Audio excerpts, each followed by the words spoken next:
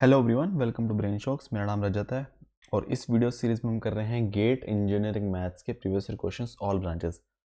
और इस वीडियो में हम करेंगे गेट 2024 के बायोमेडिकल इंजीनियरिंग मैथ्स के क्वेश्चन। ठीक है, तो फर्स्ट क्वेश्चन इस वीडियो का, what is the value of the following complex line integral counter clockwise. ठीक है, तो हम एक फंक्शन दिया हुआ, इसका हमें लाइन इंटीग्रल फाइंड करना है। ठीक है, तो क्लोज कंटूर है, mod z is equal to 3। तो mod z is equal to 3 का मतलब क्या है? एक circle with centre at origin of radius 3। ठीक है, अब ये तो पता होना चाहिए। तो ठीक है, अब देखो तीन पोल हमारे पास, एक तो z equal to 0, z equal to 2 और z इक्वल टू 4। ठीक है, अब दो पोल तो इस कॉन्टूर के अंदर आएंगे, 0 और 2, 4 वाला बाहर आएगा। ठीक है, तो ये 0 2, ये इसका 3 हो गया पॉइंट, ये 4। ठीक है, ये रियल पार्ट हो गया, ये इमेजिनरी पार्ट। ठीक है, जो भी z का। तो अब हमें क्या करना है, बस रेसिड्यू चाहिए हमें जो भी पोल कॉन्टूर के अंदर है। ठीक है, काउंटर क्लॉकवाइज है, यानी कि z इज 0 और z इज इक्वल टू 2 पे रेसिड्यू चाहिए। तो residue of F Z at z is equal to 0 किसके इक्वल आएगा? Limit z approach to 0 z into F Z, यह जगह limit z approach to 0 8 upon z minus 2 z minus 4। ठीक है, तो z को 0 पुट करेंगे, 8 अपॉन माइनस 2 इंटू माइनस 4 8, तो 1 आ जाएगा। ठीक है, और हम रेसिड्यू फाइंड करेंगे एफ जेड का at z is equal to 2 किसके इक्वल आएगा? Limit z approach to 2 z minus 2 F of z, limit z approach to 2 8 upon z z minus 4। 2 put करेंगे z की वैल्यू, तो 2 माइनस 2, तो ये minus 2 के इक्वल आ जाएगा। ठीक है, अब जो इंटीग्रेशन हमें दिया है, ठीक है, mod z is equal to 3। ठीक है, इसको मैं एफ जेड लिख लेता हूँ, इसके इक्वल आएगा 2 pi iota into sum of residues at pole which is inside the contour. ठीक है, तो एक तो रेसिड्यू माइनस वन है, एक माइनस 2 है, तो 2 pi iota into minus 1 minus 2 pi iota, option आएगा बी। ठीक है, नेक्स्ट क्वेश्चन है, to solve the equation x is equal to 2 cos x using Newton Raphson method which one of the following iteration should be used. ठीक है, ये तो सीधा सवाल ही है। ठीक है, बिना पेन उठाए आप कर सकते हो इसको, बट हम थोड़ा सा कर लेते हैं इसको कि 2 को x is equal to cos x, तो x minus 2 cos x equal to 0। ठीक है, ये हमारा एफ एक्स हो जाएगा, और अगर हमें डेरिवेटिव चाहिए एफ डैश एक्स, ये भी चाहिए होगा, तो 1 cos का आ जाता है माइनस साइन, तो प्लस 2 sin x हो जाएगा। तो Newton Raphson method iteration formula क्या होता है? N X N plus 1 is equal to X N minus F at X N F dash at X N. तो एक्स एन फंक्शन क्या है हमारा? एक्स माइनस 2 cos x है, और इसका डेरिवेटिव क्या है? 1 प्लस 2 साइन एक्स। ठीक है, तो ऑप्शन आ जाएगा ए। ठीक है, सीधा सवाल है, बस जब हमें फॉर्मूला पता है, ठीक है, तो देखो माइनस आ गया, बीच में आना चाहिए, ऊपर एफ एक्स आना चाहिए। ठीक है, तो एक्स माइनस 2 cos x, नीचे उसका डेरिवेटिव। ठीक है, ऊपर फंक्शन नीचे डेरिवेटिव। ठीक है,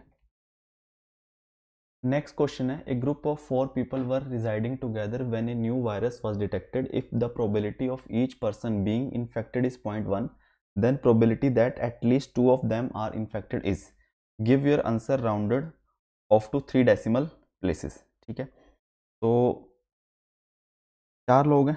ठीक है, तो हमें पूछा है प्रोबेबिलिटी, देखो n की वैल्यू 4 है, तो इन्फेक्ट होने की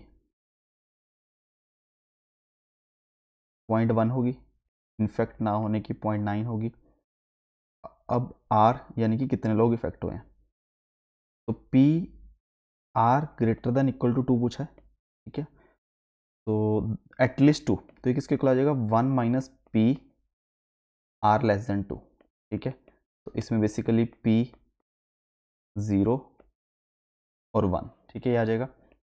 अब बेसिकली आर के आर आर पर्सन के इफेक्ट होने की प्रोबेबिलिटी क्या होगी, एन सी आर पी की पावर आर क्यू की पावर एन माइनस आर, ठीक है। अब पी जीरो तो है, देखो अब ये तो हम सीधे लिख सकते हैं, कोई भी इन्फेक्टेड नहीं है तो 0.9 की पावर 4 आ जाएगा, ठीक है। बेसिकली आप एन सी जीरो करोगे जब,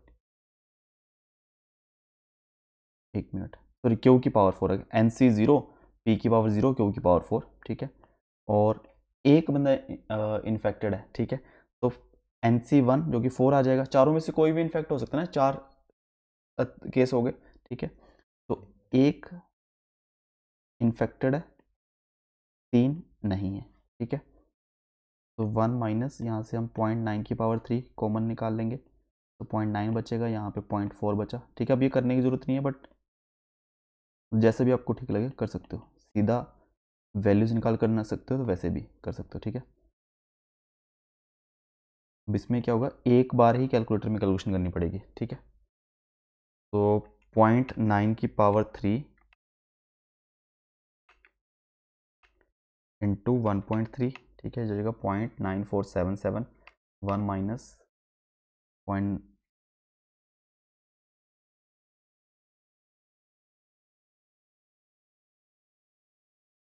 आंसर आ गया 0.0523, ठीक है। और क्या बोला है, rounded off to 3 decimal places, ठीक है, तो इतना लिख सकते हो। और अब कई बार किसी क्वेश्चन में प्रोबेबिलिटी में परसेंटेज में बोला जाता है, वो ध्यान रखना, जैसे गेट 2024 में काफ़ी ब्रांचेस की क्वेश्चन में बोला होता परसेंटेज में, जैसे इस क्वेश्चन में तो चलो नहीं है, ऐसे ही कर देंगे, बट अगर इन परसेंटेज बोल दिया जाता तो हम इंटू 100 करते तो 5.23% आ जाता, ठीक है। नेक्स्ट क्वेश्चन है, a random noise signal with Gaussian distribution has mean of 0 and standard deviation of 1 millivolt, mean 0 है, स्टैंडर्ड डेविएशन क्या है 1 मिलीवोल्ट, ठीक है। तो बेसिकली देखा जाए स्टैंडर्ड नॉर्मल डिस्ट्रीब्यूशन आ गया ना, जिसमें मीन 0 होता है, स्टैंडर्ड डेविएशन 1 होती है, ठीक है। Probability that instantaneous measurement of this signal is greater than 2 millivolt और लेसर देन -2 मिलीवोल्ट इज, ठीक है। Give your answer as a percentage, है ना, परसेंटेज पूछा, rounded off to the nearest integer. तो अब हमसे किसकी प्रोबेबिलिटी पूछी है, कि प्रोबेबिलिटी जो हमारा रैंडम वेरिएबल ग्रेटर देन और 2 मिली वोल्ट, अच्छा 2 किसके इक्वल आएगा, म्यू प्लस 2 सिग्मा, ठीक है। मीन से 2 स्टैंडर्ड डेविएशन ज़्यादा, ठीक है। और सिमिलरली -2 किसके इक्वल आएगा, ठीक है। बेसिकली अगर ये मीन है 0, ठीक है, मीन 0 है, यहाँ पे हाईएस्ट वैल्यू होगी, 1 क्या है, एक स्टैंडर्ड डेविएशन ज़्यादा, फिर 2, फिर 2 से ग्रेटर देन, ये वाला एरिया पूछा है, -2 से लेस देन, ये टोटल एरिया पूछा है, ठीक है। अब ये एक्चुअली वैल्यू याद ही करनी पड़ेंगी,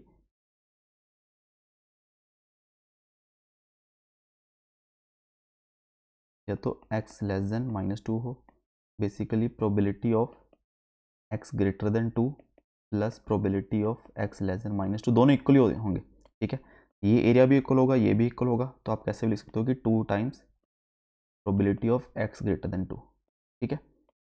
तो अब इसकी वैल्यूज कहाँ से आती हैं ये देखते हैं, तो कोई z टेबल है, अब जैसे यहाँ पे ये टेबल है, अब हम पता है कि मीन, अगर हम मीन 0, ठीक है, हम स्टैंडर्ड नॉर्मल डिस्ट्रीब्यूशन की बात करते हैं, मीन 0, अब माइनस इन्फिनिटी से लेके z तक का एरिया वो इस टेबल में दिखा हुआ है, ठीक है।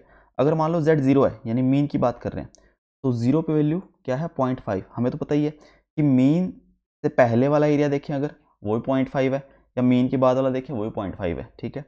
तो जैसे जैसे हम मीन से आगे बढ़ते हैं, जैसे मान लो 1 पे वैल्यू कितनी है 0.8413, यानी कि मीन प्लस 1 स्टैंडर्ड डेविएशन, ठीक है। तो वहाँ तक एरिया कितना हो जाएगा 0.8413, यानी कि मीन से एक स्टैंडर्ड डेविएशन ज़्यादा, यहाँ तक इस एरिया की बात कर रहे हैं, तो ये कितना हो जाएगा 0.8413, ठीक है। तो अगर ओनली इस एरिया की बात की जाए हो जाएगा 0.8413, माइनस इन्फिनिटी से लेके अगर मैं 0 से यहाँ तक कैलकुलेट करूँ तो 0.8413 माइनस 0.5 हो जाएगा ना, तो हो जाएगा 0.3413, ठीक है। सिमिलरली अगर मुझे 1 से लेके 2 का चाहिए, तो 2 तक का एरिया कितना हो जाएगा 0.9772, ठीक है। तो 1 और 2 के बीच का क्या हो जाएगा, इन दोनों का माइनस कर देंगे तो ये आ जाएगा 0.9772 माइनस 8413, ये 13.59, 1 से लेके 2 के बीच की वैल्यू, सॉरी 0.1359, ठीक है। तो इस तरीके से 2 से 3 वाली भी आप कैलकुलेट कर, चलो कर ही लेते हैं हम। 2 से 3 के बीच में 9983 और ये वाली आएगी 0.0015 अप्रोक्सीमेट, ठीक है। सिमिलरली ये भी उतनी आ जाएंगी, ये इसके इक्वल आ जाएगी, ये इसके इक्वल आएगी। बट हमें क्या चाहिए, हमें चाहिए ग्रेटर देन 2, ग्रेटर देन 2 चाहिए, ठीक है। 2 तक की वैल्यू 0.9772 है, यानी कि इससे पहले ये पूरा एरिया माइनस इन्फिनिटी से लेकर 2 तक ये है 0.9972, ठीक है। और 2 से ग्रेटर देन कितना होगा फिर 1 माइनस 0.9772। अगर मैं बात करूं देखो इसका हो जाएगा, मैं कह सकता हूँ 2 एक्स ग्रेटर देन 2 होगा 1 minus P x less than 2, ठीक है। तो P ये कितना है 0.9772, ठीक है। 2 टाइम्स ये आ जाएगा हमारा 1 माइनस 0.9772, 0.0228 इंटू 2 जाएगा 0.0456। परसेंटेज में हमें चाहिए तो 4.56% हो जाएगा, ठीक है।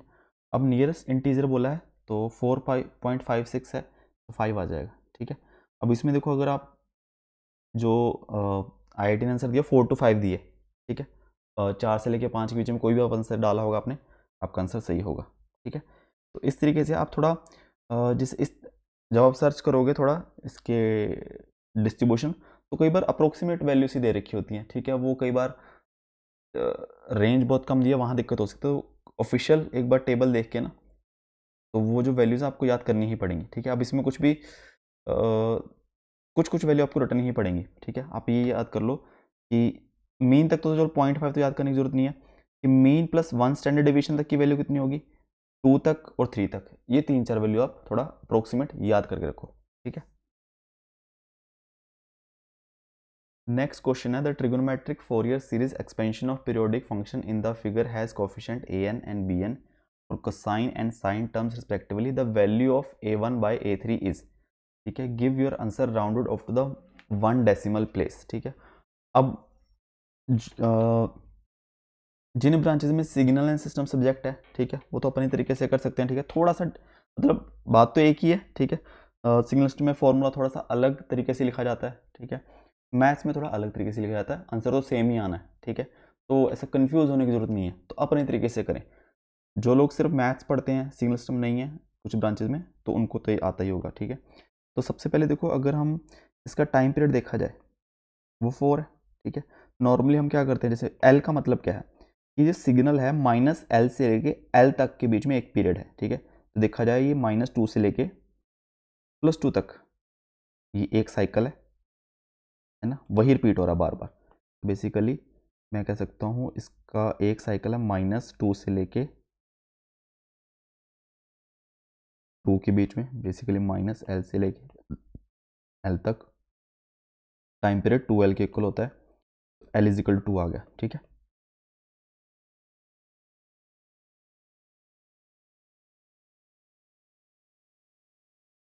तो अब एक चीज़ है, ये जो सिग्नल है हमारा, एक तो इवन सिग्नल है, ठीक है। इवन है ना, सिमेट्रिक है ना, अबाउट y एक्सिस। इवन है तो सिंपली bn 0 हो जाएगा, और इसका एक साइकिल का इंटीग्रेशन भी 0 आएगा, ठीक है, क्योंकि एरिया अगर जितना पॉजिटिव है उतना ही नेगेटिव है। ए नोट भी इसका 0 आ जाएगा, ठीक है। अब ये तो एक्स्ट्रा चीज़ है, इसका कोई मतलब नहीं है वैसे हमें, और हमें फाइंड करना है अभी ए एन, ठीक है। ए एन किसके इक्वल है, देखो ए एन = 1/L यानी 1/2, ठीक है। और एक इंटीग्रेशन -L से L fx cos n π/L। अब जरूरी नहीं कि हमें माइनस एल से लेके एल ही इंटीग्रेशन करना है, हमें एक साइकिल का इंटीग्रेशन करना है, तो -1 से लेके 3 तक कर लेते हैं, क्योंकि यहाँ पे हमें 3 पार्ट में तोड़ना पड़ेगा, यहाँ से लेके यहाँ तक। अच्छा, तो बेसिकली ये थोड़ा सेंटर यहाँ पे -2 +2, ठीक है। तो -2 से लेके -1 तक करना पड़ेगा, -1 से 1 तक करना पड़ेगा, 1 से लेके 2 तक, तो हम -1 से 3 तक का ही कर लेते हैं, ठीक है। एक साइकिल इस तरीके से, ठीक है। तो 1/2, तो पहले -1 से लेके 1, फंक्शन उस -1 से लेके 1 के बीच में +1 है, तो 1 ही आ जाएगा, cos n pi x/2 dx, ठीक है। और 1 से लेके 3 के बीच में फंक्शन मेरा -1 है, तो प्लस आना चाहिए, उसको मैं बाहर ही लिख देता हूँ -1 को, ठीक है। cos n pi x/2 dx, ठीक है। 1/2 तो बाहर ही है, cos का इंटीग्रेशन आएगा sin n pi x/2 divided by n पाई/2, लिमिट आएगी -1 से 1 minus sin n pi x/2 divided by n पाई/2, लिमिट आएगी 1 से 3, ठीक है। और a n is equal to n पाई/2 बाहर आ गया, उल्टा होगा 2/n पाई, ठीक है। और साइन की वैल्यू, साइन एक्स में x की वैल्यू 1 पुट करेंगे तो साइन n पाई/2 माइनस, ठीक है, माइनस साइन क्या आएगा -n पाई/2 है ना, x के लिए -1, तो माइनस बाहर आके माइनस माइनस प्लस हो जाएगा, ठीक है। माइनस अपर लिमिट पुट करूंगा साइन 3n पाई/2, फिर माइनस होगा, माइनस माइनस प्लस हो जाएगा, तो साइन n पाई/2, ठीक है। तो फाइनली जो मेरा ए एन आएगा वो 1/n पाई 3 साइन n पाई/2 माइनस साइन 3n पाई/2, ठीक है। और तो n की वैल्यू 1 पुट करता हूँ, a1 आएगा 1/पाई 3 साइन, अच्छा x, अच्छा n की वैल्यू x हो गया ना, 3 साइन पाई/2 माइनस साइन 3 पाई/2, 1/पाई, साइन पाई/2 1 होता है, माइनस साइन 3 पाई/2 -1 होता है, ठीक है। तो ये आ गया 4/पाई, a3 1/3 पाई 3 साइन 3 पाई/2 माइनस साइन 3 3 9 पाई/2, ठीक है। तो 1/3 पाई, साइन 3 पाई/2 -1 होता है, तो -3 माइनस साइन एन 9 पाई/2, ये पॉजिटिव 1 होगा, ये बेसिकली 450 आ जाएगा, 2 पाई प्लस पाई/2 है ना, एक साइकिल पूरा हुआ फिर प्लस पाई/2, तो +1 ही आएगा, तो जाएगा -4/3 पाई।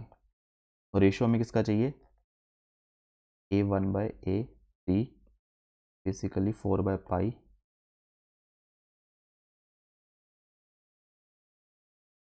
डिवाइडेड बाय -4/3 पाई, पाई पाई कैंसिल, 4 4 कैंसिल, क्या बचा -3,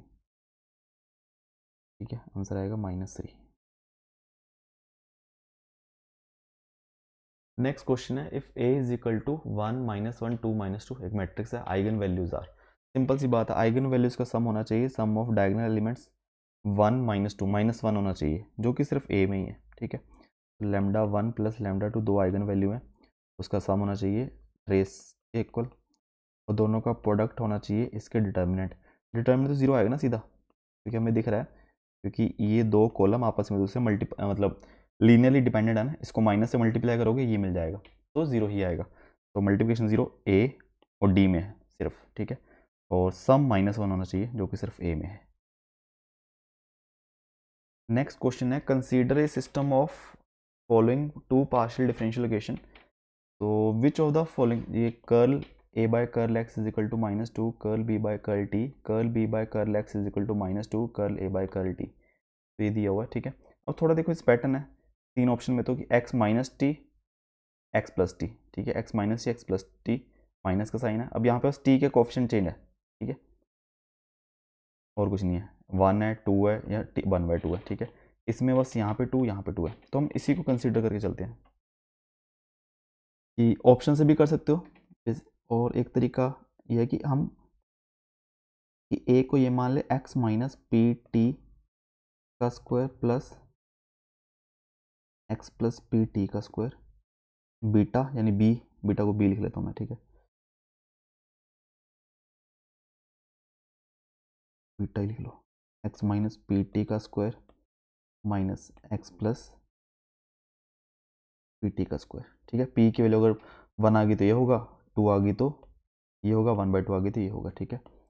तो curl a by curl x किसके इक्वल आएगा, तो x का पार्शियल डिफरेंशिएट करेंगे, 2 आगे आ जाएगा, फिर इसका डिफरेंशिएशन तो 1 ही आ जाएगा, 2 x माइनस पी टी, फिर इसका तो 1 ही आ गया, plus 2 x plus P T. Curl beta by curl T करेंगे अगर, तो इसका पहले तो इसका डिफरेंशिएशन होगा, 2 आगे आ जाएगा, पावर 1 हो जाएगी, फिर इसका करेंगे तो माइनस पी आगे आएगा, तो minus 2 P x minus P T, इसका ओनली पी आ जाएगा, प्लस है ना, तो माइनस पहले बाहर ही था, minus 2 P x plus P T, ठीक है। अब इसमें से अगर मैं माइनस पी कॉमन निकालूँ, मेरे पास आएगा 2 x minus P T plus 2 x plus P T, जो कि हमें दिख रहा है किसके इक्वल है, ये और ये सेम है, तो इसकी value curl A by curl X, ठीक है। और ये चीज़ हमें पता है कि curl A by curl X को हम लिख सकते हैं minus 1/p curl beta by curl T, और ये हमें इक्वेशन में दिया हुआ है क्वेश्चन में, ये 2 into curl B by curl T के इक्वल है। इट मीन्स p हमारा किसके इक्वल आ जाएगा, 1/2 के, ठीक है। तो ऑप्शन सी आना चाहिए, ठीक है। सिमिलरली इसको भी कर सकते हो ट्राई, ठीक है।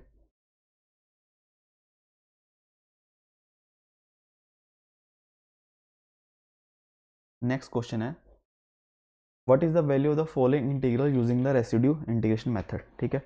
अब इस वैसे काफ़ी कम बार आता है क्वेश्चन, ठीक है, एक प्रीवियस ईयर में आया हुआ है, ठीक है, कॉम्प्लेक्स इंटीग्रेशन जो प्लेलिस्ट है, ठीक है, जो मैंने टॉपिक वाइज मैथ्स के कराए हुए हैं, उसमें क्वेश्चन नंबर 33 है, ठीक है, चेक कर सकते हो।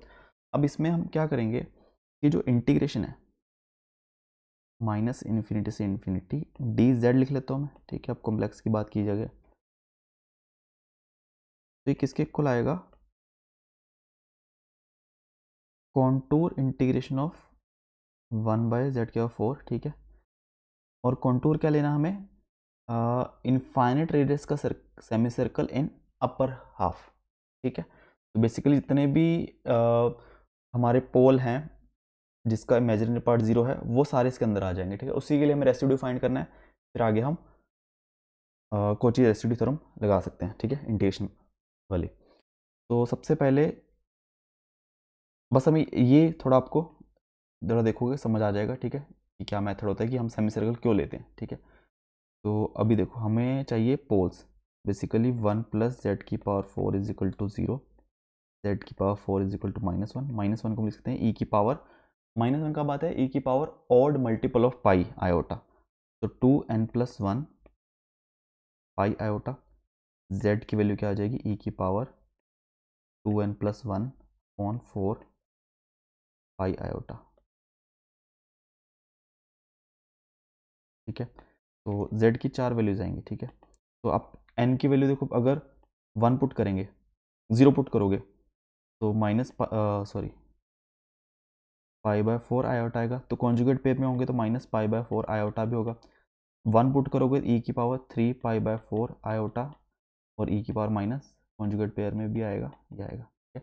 और बेसिकली आपके पास 4 पोल आएंगे, ठीक है। अगर आप इसको एक्सपेंड करोगे ना, cos पाई/4 प्लस आयोटा साइन पाई/4, तो एक तो ये आएगा, मैं इसके हिसाब से लिख रहा हूँ क्वाड्रेंट के हिसाब से, एक पोल यहाँ पे आएगा, एक यहाँ पे आएगा, एक यहाँ पे, एक यहाँ, ठीक है। सबसे पहले ये पोल किसकी वजह से आएगा, ये वाला है ना, एंगल इसका कितना है 3π/4 135। तो ये बेसिकली आएगा माइनस, है ना, रियल पार्ट 1/√2 cos 135 -1/√2 होता है i/√2। ठीक है, इसमें दोनों पॉजिटिव आएंगे, इसमें दोनों नेगेटिव, इसमें real part positive, imaginary negative.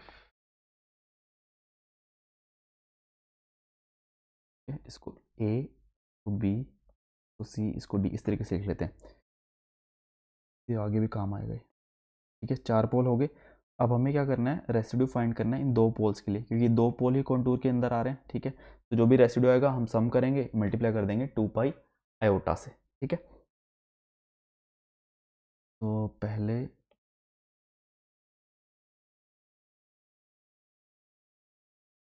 देखो, हमें फाइंड करना है रेसिड्यू एट z = a। ठीक है, थोड़ा सीधा ही लिख रहा हूँ, तो बेसिकली हमारा fz जो आ जाएगा 1/z 1/1 + z⁴ किसके इक्वल आएगा 1/z -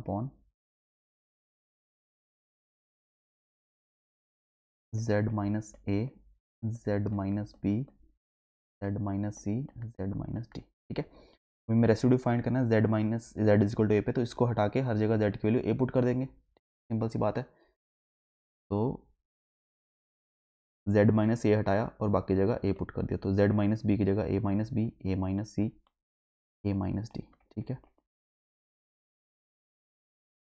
तो a - b कितना होगा, इन दोनों का नेगेटिव माइनस करेंगे, ये कैंसिल, ये माइनस, तो -√2 आ जाएगा। ठीक है, 1/√2 + 1/√2 -√2 होता है, तो -√2, a - c करोगे, इसको इससे माइनस करोगे, ये तो कैंसिल हो जाएगा, ये माइनस माइनस प्लस, तो ये √2 i/, a - d करोगे कुछ कैंसिल नहीं होगा, ये माइनस का ये माइनस का ये दोनों ऐड हो जाएंगे, ये प्लस का ये प्लस का ये दोनों ऐड हो जाएंगे, तो -√2 + √2 i/। ठीक है, अब हम क्या करते हैं, देखो -√2 कॉमन निकालो यहाँ से, इन दोनों में से -√2 कॉमन निकाला, -√2 इससे मल्टीप्लाई होगा, -√2 से +2 आ जाएगा। ठीक है, +2 आ गया, और √2 i था ही, यहाँ बच गया 1 - i। ठीक है, ये आ गया रेसिड्यू एट z = a पे। सिमिलरली हमें चाहिए रेसिड्यू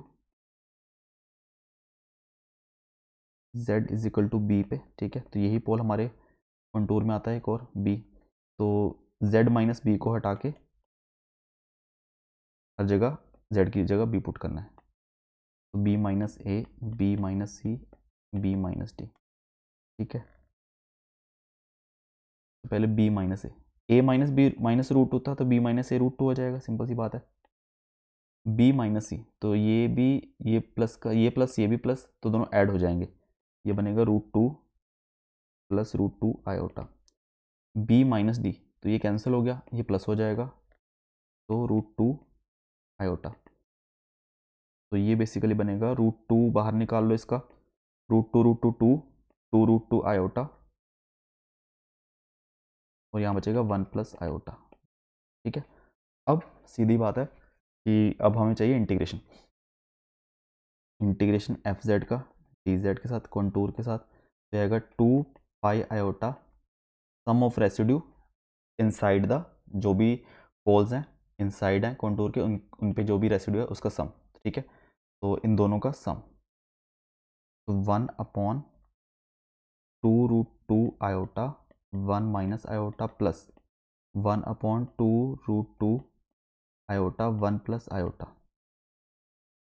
ठीक है, तो ये कॉमन आ जाएगा, 2πi/2 √2 i/, अंदर बचा 1 - i प्लस 1 + i। यहाँ पे 2 और i कैंसिल, π/√2 बचा बस, यहाँ 1 + i प्लस 1 - i, नीचे 1 का स्क्वायर माइनस i का स्क्वायर, माइनस माइनस प्लस, तो π/√2, ये कैंसिल, ऊपर भी 2 आ गया, नीचे भी 2 आ गया, तो π/√2 ही बचा। ठीक है, कैंसिल, तो इसका आएगा ऑप्शन ए। ठीक है, तो ये थोड़ा अच्छा क्वेश्चन था जितने भी हमने किए अभी तक। लास्ट क्वेश्चन इस वीडियो का, for F is equal to, हमें एक वेक्टर फील्ड दी है X plus Y iota plus X plus Y J, the value of close line integral of F dot D R along the path shown in the figure, ठीक है, give your answer as integer. तो सबसे पहली बात इसमें green theorem लग जाएगी। देखो इसमें फाइंड क्या करना है कि एफ डॉट डी आर, ठीक है,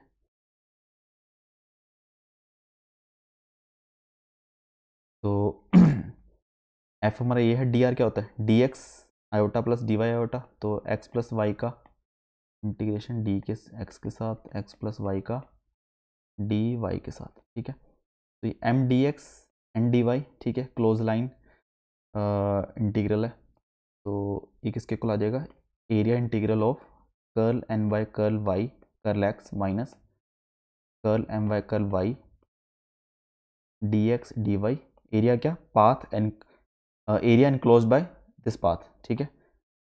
तो जो भी होगा बेसिकली, जिसमें कह सकते हैं कि x 0 से 1 वेरी कर रहा है, y भी 0 से 1 वेरी कर रहा है, ठीक है। तो curl N by curl X ये 1 के इक्वल आ जाएगा, curl M by curl Y 1 के इक्वल आ जाएगा, ठीक है, सीधी सी बात है, 0 हो गया, ठीक है। अभी 2 नंबर का क्वेश्चन है, ठीक है, और ये बिल्कुल 2 लाइन में हो गया, ठीक है। तो इसके साथ इस वीडियो क्वेश्चन खत्म होते हैं। किसी भी क्वेश्चन में डाउट हो नीचे कमेंट कर सकते हो, और वीडियो को सीखो प्लीज़ वीडियो को लाइक करना, चैनल को सब्सक्राइब कर देना। Thank you so much.